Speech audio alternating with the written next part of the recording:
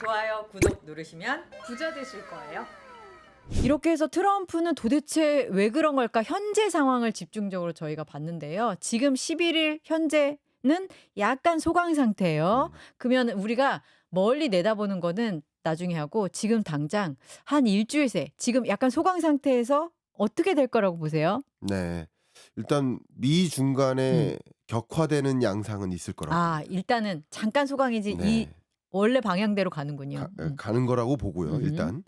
근데 한 가지 중요한 트럼프의 지정학적 사고를 의견을 드린다면 바이든은 동맹국과 긴밀한 유대 관계를 형성하는 방식으로 중국과 싸우려 했어요. 그렇죠.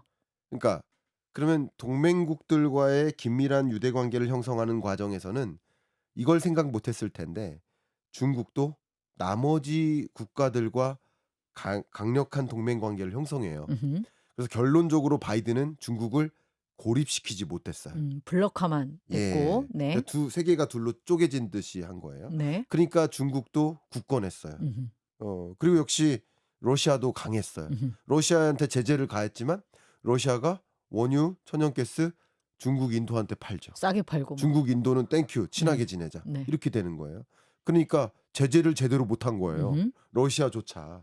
그러니까 바이든식 그 지정학적 사고로 접근하면 안 된다. 그럼 바이든의 이런 행보를 보고 반면교사 삼아서 트럼프는 어떤 생각을 했어요? 고립시키자. 고립주의 원칙을 가지고 온 겁니다. 고립을 시키기 위해서 러시아와 긴밀한 유대 관계를 형성해 나가는 겁니다. 비즈니스적으로도. 네. 그래야 중국이 고립된다. 음흠. 중동 국가들도 마찬가지. 내가 다 사로잡겠다. 그런데 그게 의지였어요. 고립주의 원칙을 갖고 중국을 한번 제압해보자 하는 입장이었는데 그런데 말대로 되지 않았죠. 왜냐하면 지금 이런 상호관세, 보편관세 형식은 중국뿐만 아니라 다 그쵸. 뭐 네. 지금도 보편관세 10%는 다 부과된 거고 철강, 자동차, 알루미늄 다 부과된 거잖아요. 맞습니다. 그러니까 예외 없이 가는 거예요. 음흠. 그러면 이런 과정에서는 미국 입장에서 생각을 할 거예요. 아, 중국을 고립시키지 못하네. 중국을 고립시켜야 내가 이기는데 내가 나를 고립시키고 있네. 스스로 무덤을 파고 있네. 이런 판단을 하니까 긴급 유예시킨 겁니다. 그럼 긴급 유예한 다음 뭐 할까요? 적극적인 협상을 취합니다. 이미 사례를 들었습니다. 한국, 일본 그리고 몇몇 국가들 이미 협상하고 있다. 그러니까 협상한 사례들이 있고요. 그렇기 때문에 지금부터 또 한 가지 중요한 변화는 한국은 예외가 되겠습니다. 라는 조치를 발표하면 어떻게 될까요? 자본시장. 신호가 또 딱 좋네요. 그렇죠. 그러니까 그런 신호는 음. 적어도 한국 주식시장에는 굉장히 급격한 반전을 가져다 줄 수 있겠죠. 그렇죠. 예. 그리고 한국과 비슷하게 묶이는 미국과 과거 친했던 나라들도 우리한테는 안 그럴 건가 봐라고 생각하면서 좀 안정을 하겠네요. 그렇죠. 그리고 그런 유예 조치 혹은 배제 조치, 관세 배제 조치를 해주면 그 나머지 고개 숙였던 나라들이 나도 하면서 역시 미국에 달려붙을 거예요. 아하. 미국 시장을 가져먹자. 자, 근데 여기서 중요한 거 한 가지 말씀드리겠습니다. 시나리오를 지금 이렇게 제기했는데 네. 결국은 이런 식으로 가면 우리 한국 기업들 입장에서는 네. 저는 결국은 뭐 관세 예외 대상이 될 거라고 생각합니다. 네. 그리고 FTA를 재협상하겠죠. 미국에 좀 유리하게. 그렇게 할 거라고 봅니다만 근데 여기서 중국에 대해서는 강경한 태도를 보이고 한국에 대해서는 예외를 적용해 준다라고 했을 때 어떤 기업들이 수혜를 입을까? 아하. 이 부분을 좀 면밀히 주셔야 되겠다. 예, 무슨 말씀이냐면 현대기아 입장에서 생각해 봤을 때 물론 이 그룹에서 현대제철 공장을 옮기겠다. 거의 제철소 짓겠다. 이렇게 했단 말이에요. 31조 투자하겠다. 그러면 이게 뭐를 노린 걸까? 그러면 결국 중국에 대해서는 관세를 부과하고 혹은 그 밖에 다른 나라에 대해서는 관세를 다 부과하고 근데 현대제철은 예를 들어서 관세를 부과 안 받으면 현대제철은 막강한 경쟁력을 갖게 됩니다. 그러네요. 지금과 같은 때의 경쟁력보다 우리만 예외 조치 됐을 때의 가격 경쟁력은 어마어마할 겁니다. 심지어 우리가 중국과 경합하는 게 굉장히 많아지는 시점에 그렇죠. 중국을 막아주면 우리가 옛날에 일본 반도체 누르고 좀 잘 나갔던 거랑 비슷한 느낌을 좀 받는데요. 그렇죠. 결국은 이게 쉽게 말하면 결과적으로 특혜가 되는 거예요. 음흠. 결과적으로. 네. 근데 이게 잠깐 원리를 말씀드리면 관세를 누가 내야 되나요? 자기도 일부 음. 부담하든가 아니면 공급한 수출업자나 이렇게 계속 전가시켜 어디론가 조금씩 전가될 거예요. 네. 그게 25% 관세 부과한다고 가격이 25% 오른 게 아닙니다. 음흠. 누군가 나눠 먹는 거예요. 밸류체인이 엄청 복잡하거든요. 그렇겠죠. 여러분 자동차 하나의 벤더사가 1차 벤더, 2차 벤더, 10차 벤더 쭉 있습니다. 그러니까 그게 가격이 전가되는 거예요. 그래서 관세를 25% 부과한다고 가격이 25% 오른 건 아닙니다. 근데 이렇게 될 때 저는 현대제철의 시나리오는 뭐냐면 음. 저도 이제 매년 현대제철을 만납니다. 음. 그러면 이제 임원분들 경제 전망 강의하고 음. 전략적 제안도 드리는데 이 현대제철의 전략은 무엇이냐면 이게 붕어빵틀을 옮기는 게 아니에요. 호떡도 나오고 붕어빵도 나오고 다 나오네요. 배고프세요? 제가 좀 네, 네. 배고픈 것 같습니다. 네. 근데 붕어빵틀을 옮기는 게 아니다. 제가 가벼운 퀴즈 드릴까요? 우리나라의 제철 기업 중에 고로를 갖고 있는 기업이 몇 개나 될까요? 한번 여쭤볼게요. 이렇게 질문의 의도까지 감안했을 때 2개? 예. 어. 2개예요. 어. 그러니까 고로 포스코랑? 예, 포스코하고 현대제철밖에 네. 없습니다. 그만큼 이게 제철소를 짓는 게 음. 간단한 일이 붕어빵틀을 옮기는 게 아니라고요. 우리나라처럼 제조업 강국에 철강 강국조차도 2개밖에 없다. 네. 두 기업밖에 음. 예를 들어 그밖에 나머지 철강 기업들 뭐 동국제강이나 이렇게 음. 큰 기업들 많이 있단 말이에요. 다 빌려서 해요, 그러면? 그러니까요. 그러니까 오. 현대제철이 결국 미국의 저의 의견은 고로가 있는 제철소를 짓겠다라는 의지 와. 같은데 네. 그럼 이게 완공되면 이건 아직 모릅니다. 근데 네네네. 그런 의지 같은데 네.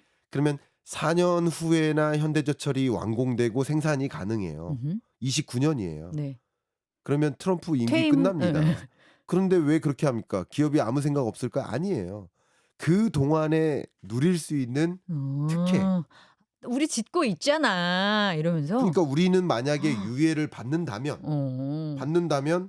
중국을 배제한 채 또 중국 자본이 많이 투입된 캐나다와 멕시코가 1, 2위예요. 철강 수출. 그게 다 중국 자본이잖아요. 그렇죠. 중국을 거쳐서. 그렇죠. 정확히 얘기하면 중국을 거쳤다기보다는 중국이 캐나다와 멕시코에 수출하고 그 수출된 중국산은 내수용으로 써요. 니네 거 대신 저기다가 비싸게 팔아. 그렇죠. 멕시코와 캐나다에서 만든 철강을 미국에 무관세로 수출해왔던 네. 거예요. 그러니까 이런 움직임이었으니까 만약에 이런 국가들까지 다 배제하면 현대제철은 이제 강판을 쉽게 말하면 현대차, 기아차에만 적용하는 게 아니라 미국에서 제조하는 자동차 기업들에게 납품할 수 있는 엄청난 그쵸. 기회가 열리는 거예요. 그러니까 이런 게 바로 현대제철의 전략이었다라고 생각합니다. 그러니까 결과적으로 이렇게 관세 전쟁의 경과가 한국을 유예를 시켜주거나 혹은 관세로부터 예외 조치를 해주고 중국과는 더 강경한 태도를 가져가고 또 한국 입장에선 이왕이면 나머지 나라들은 계속 관세 조치를 적용해주면 우리 기업들에게는 굉장한 기회가 열리는 거죠. 예, 기업들에게는. 네. 지금 우리가 트럼프의 관세 가지고 비명만 지를 게 아니라 트럼프가 어떤 의도를 가지고 있고 그래서 열릴 기회가 어느 섹터일지에 대해서 파악하는 것도 되게 중요하겠네요. 네. 만약에 이제 투자에 대한 관심이 있으시다면. 그렇죠. 네. 그래서 지금까지 여쭤봤던 건 일종의 뭐랄까요? 좀 조금 그래도 좀 시계열을 좀 이렇게 좀 좁힌 건데 네. 이제 트럼프의 철학이랄까? 사실 철학이 있는지는 잘 모르겠는데 그걸 여쭤보고 싶어요. 우리가 항상 얘기하는 게 트럼프가 도대체 궁극적으로 얻고자 하는 게 무엇이야 했을 때 아까도 잠깐 말씀해 주셨지만 제조업을 가져오는 것 네. 그리고 그 제조업을 통해서 일자리를 늘리는 것 네. 그리고 그렇게 일자리를 가진 사람들이 트럼프를 칭송하며 자기를 다시 찍어주는 것 맞아요. 공화당을 다시 찍어주는 것 내년 그 11월 중간선거에서 그리고 심지어 3선까지 하는 것이란 얘기까지도 있는데 그렇죠. 네. 그런 시나리오라고 봅니다. 네. 그런데 이게 가능하게 하려면 어떻게 해야 하는가를 연구한 트럼프의 그 결론은 나바로의 의견을 좀 듣고 그대로 하면 되겠다라고 생각한 것 같거든요. 맞습니다. 근데 나바로는 무역 적자가 나면 안 돼, 우리가. 예. 적자가 나면은 우리한테 안 좋아. 그런데 거기서부터 저는 걸리기 시작하는 거예요. 어떻게 미국이 무역 적자가 안 날 수가 있어? 미국이 적자가 나야 달러가 전 지구적으로 돌고 그 전 지구적으로 돈 달러가 다시 미국으로 들어와서 투자가 돼서 또 미국 주식도 살리고 이러는 게 그동안의 이제 경제 시스템 아니었나? 음. 이런 생각이 들거든요. 무역 적자 자체를 뭐랄까요? 부정하면 그게 가능한 일인가? 좀 약간 근본적인 음. 질문이 좀 필요해 보여요. 근본적 본능이네요. 그렇습니다. 네. 그런 음. 생각들을 많이 하시더라고요. 음. 그래서 가능한 일인가? 예, 우리가 가능한 겁니까? 그러니까 우리 근래 역사상 네. 미국의 무역 통계를 집계 가능한 최근 경제상 무역 적자가 아니었던 해가 없었기 때문에 그쵸. 그게 가능한 일인가라는 생각을 좀 해봐요. 근데 기본적으로 미국의 무역 수지상, 그러니까 수입이 줄어들 거라고 생각은 저는 많이 안 해요. 음. 근데 수출을 늘리겠다라는 공산인 거죠. 기본적으로. 네. 그러니까 가장 대표적으로 에너지를 가지고 예를 들어보면 음. 지금 이미 원유 최대 생산국이 미국이잖아요.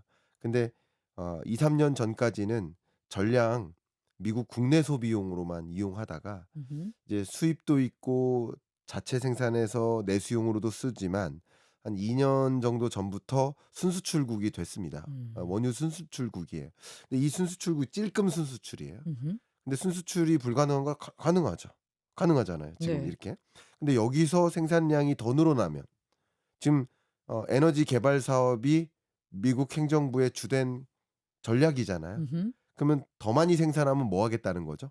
어. 수출하겠다는 거잖아요. 네. 그러니까 소비량, 수요량이 줄어든다기보다는 음. 수출량을 늘리겠다라는 거예요. 그러니까 음. 수출량을 늘려나가는 과정에서 에너지 패권도 장악하는 거죠. 그리고 그런 와중에서 물가도 잡는 거죠. 음.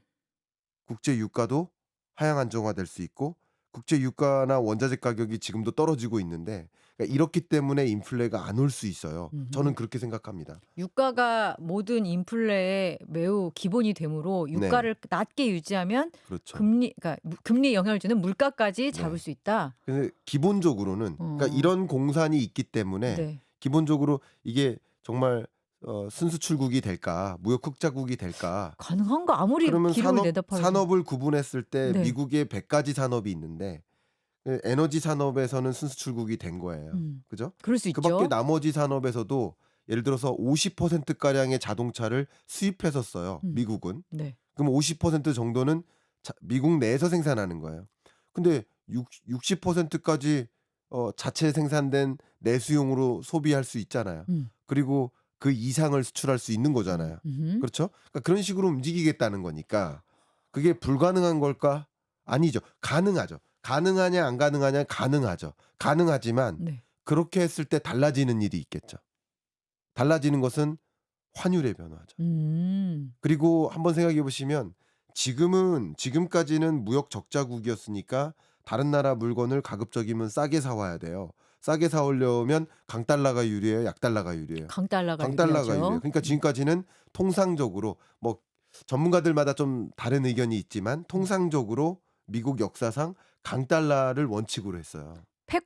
달러 패권을 유지하는 것을 굉장히 중요시하던데요. 그렇죠. 미국 재무부는. 그렇죠. 네. 그 강달러를 원칙으로 했었던 절대적인 이유 중에 하나가 미국은 음. 만성 무역 적자국이니까 음흠. 강달러여야만 다른 나라 제품을 원활하게 저렴하게 사올 수 있다. 네. 이런 개념인 거예요. 네. 근데 이제 수출을 미국이 해야 수출국이 되는데. 된다. 그럼 수출에 유리한 환경을 만들어줘야 제조 기지가 더 적극적으로 옮겨져야죠. 약달러가 돼야 할 텐데. 그렇죠. 그러니까 약달러를 원하는 거예요. 네. 그러면 역시 그런 구조를 말씀하셨을 때 미국이 무역 흑자국이 된다면 약달러화 될 가능성이 있겠죠. 어. 예. 그리고 그게 원하는 거예요. 그리고 약달러를 지향합니다. 트럼프 입장에서 금리 인하하라라는 것도 약달러를 지향하는 그쵸. 것이고요. 여러 가지 면에서 수출국이 돼야 되고 제조국이 돼야 되고 그러면 가격 약달러가 경쟁력을 위해서. 그렇죠. 약달러가 유리한 거죠. 기업들은 환율에 엄청나게 민감하거든요. 네. 그러면 여러분 이렇게 생각하시면 좋아요. 미국에도 공장이 있어요. 한국에서도 공장이 있어요. 근데 기조적으로 미국에서의 가동률을 높이는 게 아니라 외환 시장의 환율 변동성을 고려해서 어디서 생산해서 수출하는 게 좋을지를 판단하는 것도 있어요. 일부. 그건 좀 미세한 영역이지만 네. 그러니까 그런 것까지 고려한다면 약달러인 환경일수록 네. 미국에서의 가동률을 높이겠죠. 그렇겠죠. 근데 네. 저는 또 거기서 또 질문을 드리고 싶은 게 아니 아무리 약달러라고 하더라도 기본적으로 미국이 GDP가 높고 기본적으로 생활 수준이 높은 나라잖아요. 네. 임금이 높단 말이에요. 그러니까 네. 기본적인 생산 단가라는 게 캄보디아나 베트남이나 이런 데로 좀 뭐 공장 같은 게 간 이유 대부분이 생산 단가 네. 때문이었잖아요. 아무리 약달러가 된들, 아무리 원유가 싸진들, 그게 생산 단가를 이를테면 중국이라든지 제조업 경쟁자로서 우뚝 설 수 있을까? 그거에 대한 어, 의문이 있습니다. 좋습니다. 그 질문 저도 종종 받는데 음. 제가 강의 가서는 조금 세게 얘기합니다. 조금 세게. 세게 해주세요. 세게. 여기선 우리 청취자 시청자 여러분들 앞에서 세게 말씀드릴 순 네. 없지만 조금 세게 얘기할 때는 왜 옛날 공장 생각하고 계십니까? 이렇게 어. 답변합니다. 네. 지금 섬유 공장 옮기라는 게 아니에요. 방직기 상상하시면 안 돼요. 음. 플라스틱 공장 옮기자는 게 아니에요. 음. 공장 가보세요. 자동차 공장, 제철소 가보. 로봇입니까? 사람이 없어요. 아하. 그걸 뭐라고 하면 스마트 팩토리라고 하잖아요. 아하. 스마트 팩토리화 돼서 네. 공장 안에 사람을 찾기가 굉장히 힘들고 음흠. 공장 밖에서 조종합니다. 음흠. 극단적으로 제가 설명드리려면. 음흠. 그러니까 더군다나 지금부터 짓고 있는 공장들은 정말 첨단화되고 무인 공장화되고 이런 식으로 운영되기 때문에 여러분 입장에서 너무 그 부분에 대한 고민을 어허. 그리고 계속 말씀드리지만 그거조차 기업을 걱정하는 일을 하지 마세요. 기업은 스스로 결정하는 거예요. 기업은 그렇죠. 한국에서 제조해서 관세 낼까? 아니면 미국에서 제조해서 관세 피할까? 뭐 제조 단가도 올라갈 수도 있고 옮기는데 투자 비용도 있고 여러 가지 있는데 그거는 기업들이 고민하고 있어요. 그렇죠. 그걸 걱정하지 마십시오. 음흠. 우리는 기업들이 떠나간 빈자리를 걱정해야 됩니다. 저는 이 부분에 대해서 그렇네요. 너무 속상해. 제가 요즘에 어허. 웃음기가 사라졌어요. 정말. 웃는 상이신데. 원래 웃상인데 음. 제가 너무 지금 이게 너무 고민스러워요. 어. 그러니까 기업들을 걱정하지. 기업은 그렇네요. 주판을 두들겨서 더 나은 결정을 할 뿐이에요. 역시 옮긴다는 얘기는 제조 단가도 올라갈지 모르겠지만 그래도 더 나머지 얻는 게 있겠다. 나머지 남기는 게 있으니까 그리고 그렇게 하는 거야. 네, 트럼프도 그런 대체안을 마련하면 예를 들어서 우리 미국에서는 이산화탄소 저감 노력하지 마. CCUS 안 걸어도 돼. 탄소 배출권 없어도 돼. 저스트 드릴 베이비 드릴 하고 있는데요. 비용 뭐. 절감해 주는 거예요. 법인세 절감해 주겠다. 네. 제로 금리로 대출해 주겠다. 이게 트럼프의 의지인 거예요. 규제 없이 하게 해 주겠다. 정부 예산 지원해 주겠다. 이게 다 어쨌든 뭐 인건비는 올라갈지 모르지만 그것도 다 가감해서 기업이 결정하는 일이니 그건 걱정하지 마시고 저는 걱정되는 것은 자동차에 제 비유를 많이 드는데 자동차의 부품이 2만여 가지, 2만에서 3만 가지. 딸린 그러면 공장들이 많구나. 네, 완제품 기업이 옮겨가면 같이 가는 1차 벤더사들도 있어요. 그렇군요. 이들까지도 걱정하지 마세요. 근데 걱정되는 건 뭐예요? 나머지 같이 옮겨갈 수 없는 기업들 어떡할 거예요? 10차 벤더사 어떡할 거예요? 그런 벤더사들까지 있는 공급사슬이 빼곡하게 있는데 이 빼곡한 공급사슬 주변에서 식당 운영하는 자영업자들 어떡하실 거예요? 편의시설 운영하는 그러니까 여러분 한번 생각해 보세요. 조선업이 육성됐을 때 거제도가 정말 부상했었습니다. 거제도, 울산 이런 지역들이 우리나라에서 1인당 GDP 제일 높았었어요. 그러다가 조선업이 기울면서 뭐 죄송한 표현이지만 유령도시화 됐어요. 지금 다시 조선업의 열풍이 좀 일어나는 분위기라서 조금 다행일 수 있겠지만 아예 없으면 아름다운 섬인데 여기에 정말 많은 유흥시설이나 시멘트로 진 아파트 많이 들어섰다가 다 공실화되니까 굉장히 안타까운 모습이에요. 네. 근데 그런 것처럼 기업이 떠나갈 걸 걱정하지 마시고요. 그 기업이 떠나간 그 빈자리에 대한 대책 마련이 더 중요하지 않을까. 이 저는 그런 부분에 생각입니다. 대한 네. 논의가 진짜 거의 없는 것 같네요. 그러니까 마크롱 대통령이 뭐라고 했습니까? 나가지 마라. 그러니까 나갈 기업들은 나갈 수 있는데 한번 왜냐하면 이건 이론의 여지가 있어요. 논쟁의 여지가 있어요. 기업들 나가면 이 기업들이 이렇게 대기업으로 성장하는 과정에서 국민들이 다 소비해주고 인력 제공해주고 그렇죠. 인프라 제공해주고 큰 거 아니냐. 물론 그렇게 주장하시는 분도 계세요. 그러니까 나가지 말아야 된다. 근데 안 나가면 안 나가자니 같이 죽는 거예요. 어렵다. 그러니까 이게 굉장히 어려워요. 근데 네. 어쨌든 마크롱 대통령은 나가지 마라. 음. 왜 미국에 투자하냐? 음. 나가지 마라. 이렇게 액션을 취한 거예요. 그래서 지금은 그냥 기업들 입장에서 계산기를 두들겨서 나가는 게 유리할지를 판단할 수 있게 해주는 거, 그것도 도움이 될 수 있겠지만 그 과정에서 우리가 어떤 것들을 이룰지를 정말 복잡한 상식을 놓고 계산해야 됩니다. 그것에 그러네요. 대한 보완책도 마련을 해야 됩니다. 만약에 여기에 둬서 그런 인프라를 계속 유지하게끔 하려면 어떤 유인을 줘야 되는가? 그래서 그 기업이 경쟁력을 잃지 않고 여기서도 살아남게 할 수 있으려면 어느 정도 정부가 이를테면 자원을 네. 줘야 되는가? 이것도 사실 약간 합의가 필요한 부분이네요. 합의가 필요합니다. 그런 부분 아직 논의가 안 된 것 같은데 짚어주셔서 극단적으로 감사합니다. 미래 설계 관점에서 음흠. 우리나라 현 정부가 고민했었던 게 K 반도체 클러스터 조성, 네네네. 용인, 평택 이런 지역에. 맞아요. 그럼 경기도권에 이 K 반도체 클러스터 조성될까요? 있던 기업도 나갈 판인데 그러네요. 다른 나라 기업들, 설계 기업, 소재 기업, 장비 기업 불러올 수 있을까요? 그러니까 이런 그림에 대해서 지금 재설계하거나 음. 아니면 이런 것에 대한 보완책을 마련하거나 그런 특단의 조치를 고민해야지 기업들 걱정할 필요는 없다. 저는 그렇게 생각합니다. 약간 좀 충격적이에요. 사실 네. 그런 생각을 많이 안 하고 있다가 그런 얘기를 들으니까 알겠습니다. 지금 저희도 그런 설계를 주도 면밀하게 할 주체를 뽑는 과정에 있잖아요. 그렇죠. 예, 그 부분에서 좀 많은 고민이 있을 거라고 믿어 의심치 않고 이 김광석 교수님의 말씀을 꼭 누군가는 들어주시기 바랍니다. 네. 들어주세요. 저 그리고 궁금한 게 또 있었거든요. 네. 그 관세 가지고 지금 트럼프가 거의 무슨 마법의 카드인 것처럼 조자룡이 칼을 헌장 버리듯이 막 이렇게 막 쓰고 있는데 네. 그런데 관세는 그렇게 하고 그다음에 나 나중에 기업을 모두 여기 와서 일할 수 있는 좋은 나라로 만들 거야라고 말하는 것 같은데 네. 그럴 때 또 필요한 카드가 법인세 음. 괜찮아. 소득세 괜찮아. 이러고 있단 말이에요. 네. 그런데 저는 또 거기서 의문이 그래 그렇게 되면은 기업들은 좋을 것 같아. 그래서 미국으로 많이 갈 수 있을 것 같아. 그래서 우리나라도 걱정이네. 여기까지 말씀해 주신 거고. 그런데 대부분의 일반 사람들, 기업이 아닌 노동자나 그 트럼프에게 표를 몰아줬던 뭐 목장주나 뭐 이런 사람들 입장에서는 소득세는 원래 별로 그냥 많이 안 내던 분들이잖아요. 네. 소득세는 똑같이 없어지는 건데 좀 역누진적이다라는 네. 생각이 들고 반면에 관세는 음. 쓰는 건 똑같으니까 관세 부담은 또 들고 그래서 오히려 트럼프에게 표를 몰아줬던 많은 하층 계층의 분들이 더 피해를 보는 방식으로 이게 진행이 되진 않나? 그러면 중간 선거에서 이길 수 있을까? 이런 생각도 들던데요. 네. 맞는 말씀이십니다. 그러니까 그 부분에 대한 고민이 많이 있고 네. 그래서 미국에서도 한 60만에 이르는 정말 50개 주에 걸쳐서 대규모 시위가 일어나죠. 그 시위 핸즈 오프. 시위 이름이 그 핸즈 오프 손 떼라라는 거죠.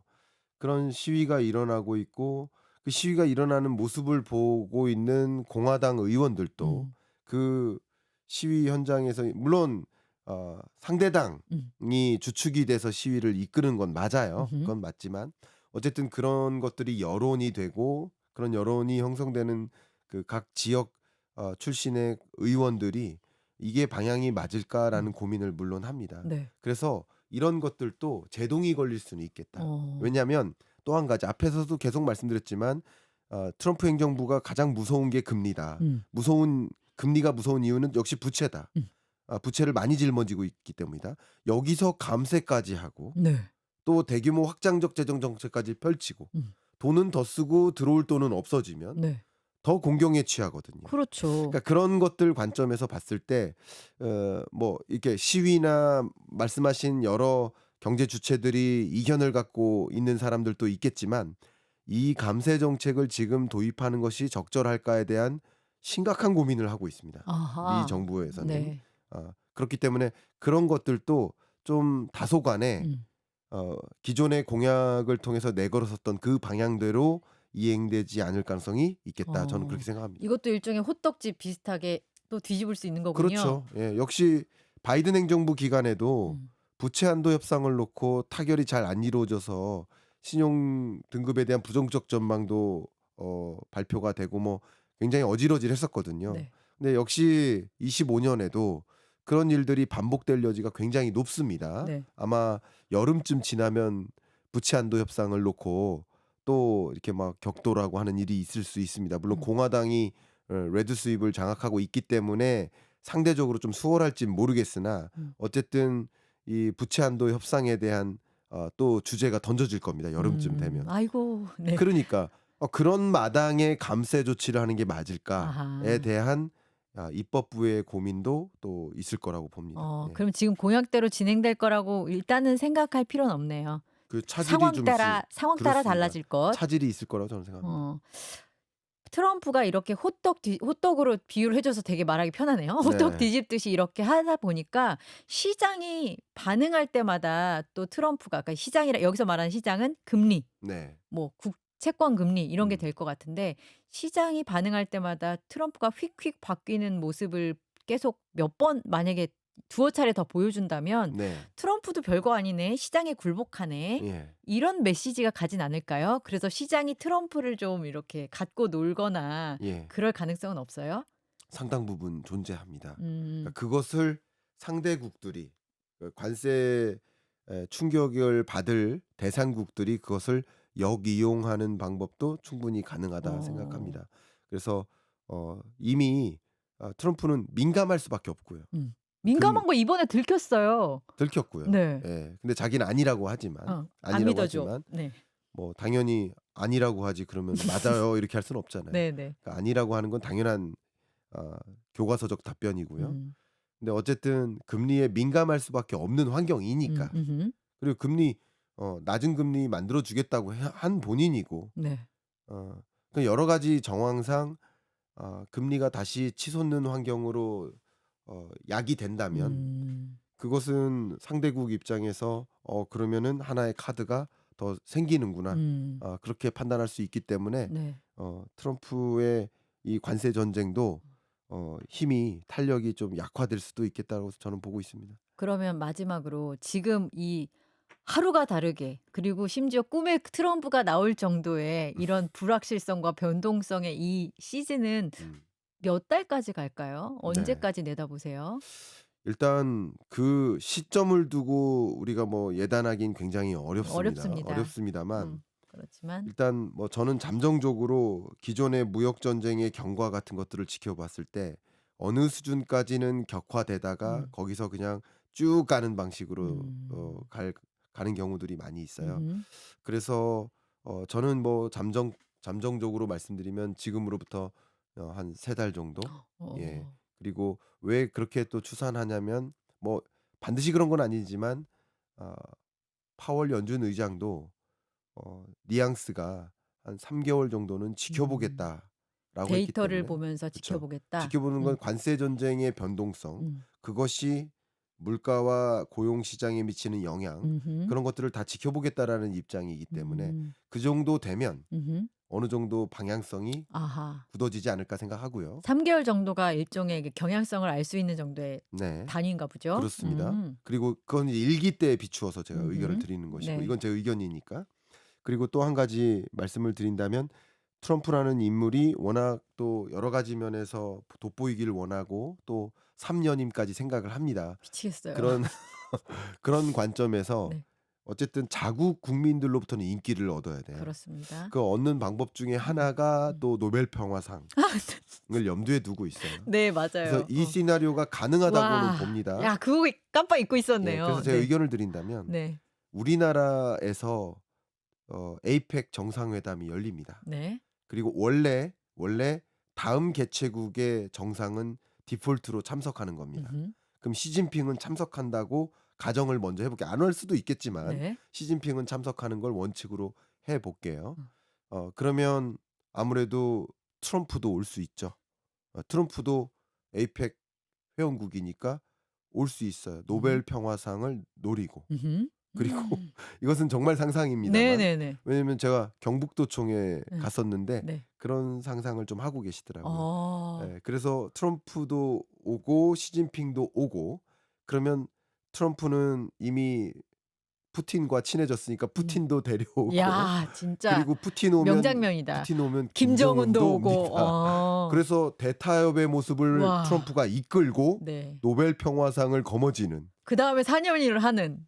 그런 시나리오도 배제할 수는 있습니다. 없다. 배제할 수는 아니, 없다. 제가 이럴 거라고 말씀드린 게 배제할 아니라, 수는 없다. 예, 그러니까 노벨 평화상을 노리는 트럼프 입장에서 와, 정말 그렇게 되면 이 영상이 박제가 되겠네요. 그렇네요. 예, 근데 야, 저는 성지 방송. 그런 그림도 어쨌든 충분하다. 어쨌든 트럼프 입장에서는 노벨 평화상은 수단이고 음흠. 3년임을 원할 그렇죠. 거라고 가정한다면 네네. 그렇게 해서 미국 국민들로부터 압도적인 지지를 받고 싶겠죠. 어허. 그리고 실제 전쟁을 멈춰요. 음. 대평화예요. 물가도 잡고 뭐 다 해요. 아, 그러면 미국 국민들 입장에선 노벨 안 평화상이 뽑아줄 이유가 아니더라도 없네. 그렇죠. 트럼프만한 인물이 어디 있어요. 공장은 다 미국으로 이전하고 닭살 일자리는 돋아요. 주고. 그만하세요. 근데 이게 그렇네요. 트럼프의 큰 그림인 거예요. 그럴 수 어쨌든. 있네요. 예, 큰 그림 안에 있는 거니까 음.